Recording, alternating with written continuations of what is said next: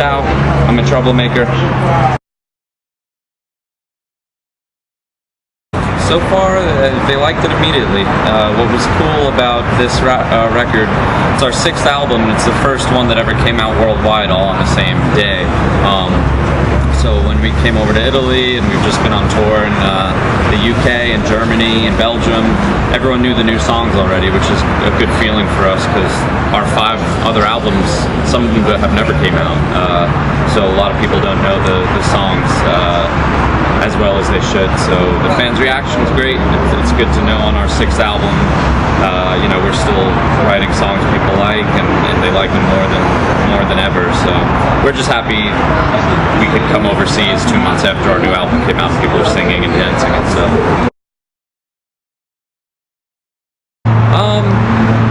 It's getting a little easier in some ways to write songs because we've been a band for so long. We've been a band for 14 years, so I think we all kind of know what to expect from each other and how much to push each other.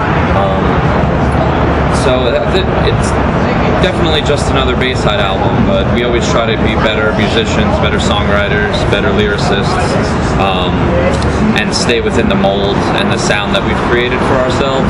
We're very comfortable with how we sound. Our fans like how we sound, so we don't want to write things that sound too different because people generally are happy with the way we sound. So this album is it's another Bayside album, and we just try to write better songs than the last album, and so far our fans love it, and we're really happy about that. The word cult has been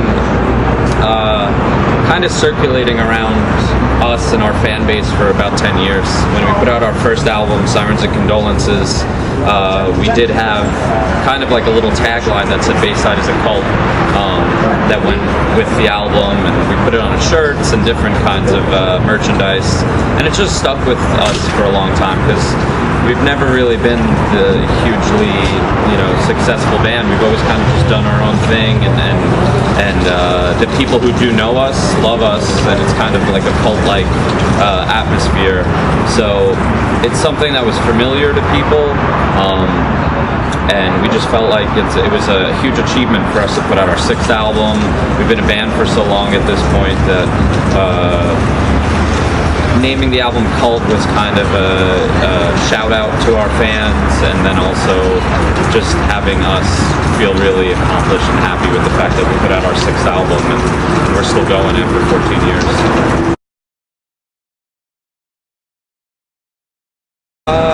We couldn't be happier right now. Everything that they've said they would help us with, they've helped us with, even getting overseas. And one of the bigger reasons we signed with Hopeless is because they do a lot of business outside of America, and that's something that we haven't been able to do a lot. Like I mentioned before about some of our albums have never even come out overseas. So Hopeless guaranteed our album would come out, and it did, and they helped us come over here, and so far we're just really happy. We've spent a bunch of time hanging out with them in California on our last tour, and it's a very small family. They only have, they have less than 20 employees, and everyone works hard and get a genuine feeling that they like our band, and I don't know, it's a really good feeling for sure to know that people who are an integral part to your career work hard and care about us just as much as we care about ourselves.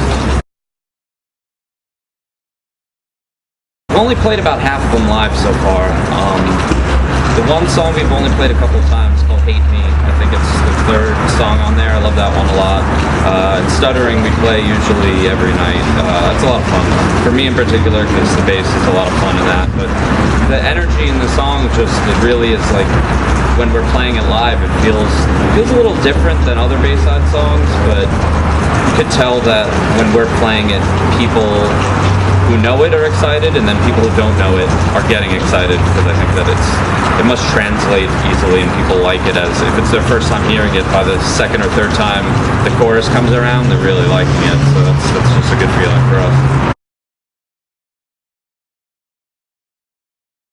Yeah, I mean, like I said, it's our 6th album, so I think we're trying to push the barriers of our sound. We're never going to stray too far and put out something totally different, but there's the way we write songs, we want to write different kinds of songs, but have them still sound like Bayside.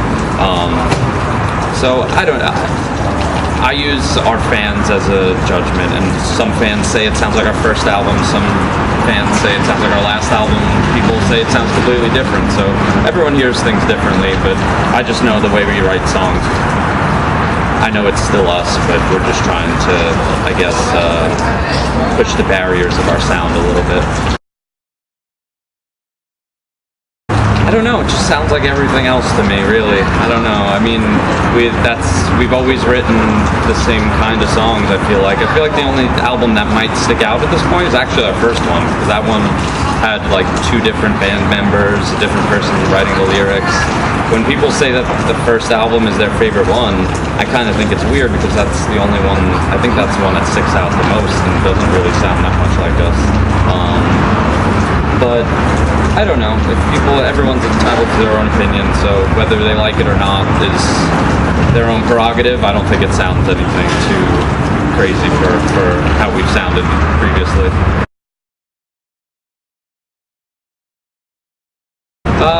Well, usually on like the back end of how bands do things, they'll release a song that sounds maybe a little bit typical, which is what Bayside sounds like. It sounds like a Bayside song that you would expect, and then Time Has Come is a catchier thing. We're trying to get some new fans. That's the one where we did the video for it first, and that's the one that has like a wider reach to newer people, so we knew they were going to both get equally heard by different people. Older Bayside fans, and then trying to make a new group of Bayside fans with a song like Time Has Come, which is just automatically catchier the way we wrote it. So yeah, I mean, I think we could have released really any song, we would have been happy.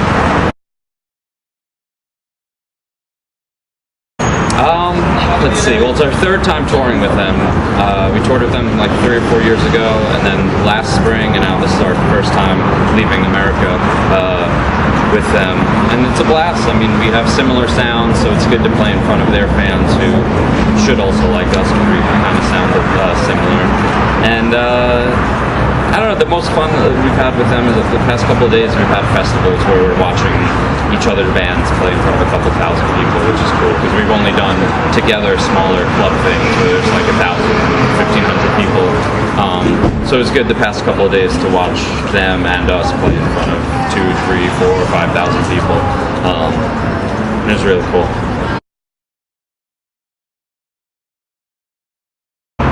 Kind of what I touched on before. I mean, we've never really done anything to piss off our fans, like with our sound.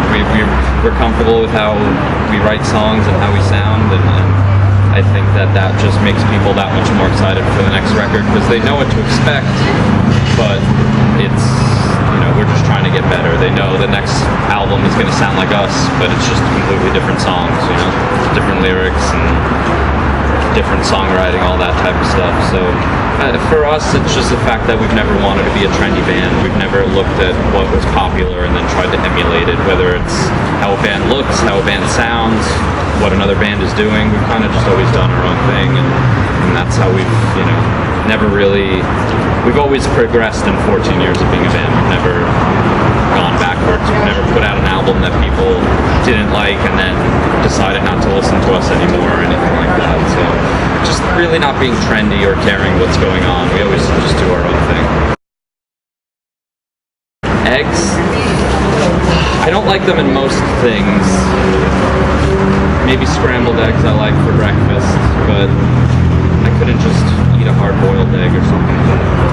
That's not for me. I'm a very picky eater, so eggs, if I'm gonna eat them, it's gonna be scrambled in like an omelet or something like that.